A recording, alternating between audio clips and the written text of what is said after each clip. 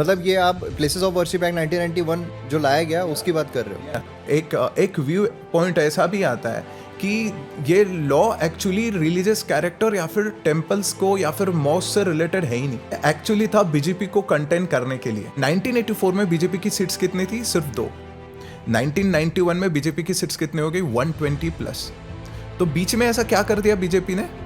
राम मंदिर, अडवाणी जी की रथ यात्रा चली थी सोमनाथ से अयोध्या तक, जब उसमें रिस्पॉन्स देखा तो कई सारी पॉलिटिकल पार्टीज घबरा गई। गुलाम नबी आजाद, जिनको हम अच्छे से जानते हैं, उन्होंने कहा था, and I quote, the time has come when through this bill we can impose some check on some political parties which adopt religion as a mean to win the elections, be it Lok Sabha और legislative assembly election. कुछ लोग, कुछ political parties religion का इस्तेमाल कर रही है power में आने के लिए, और उनको रोकना जरूरी है। रोकना जरूरी है।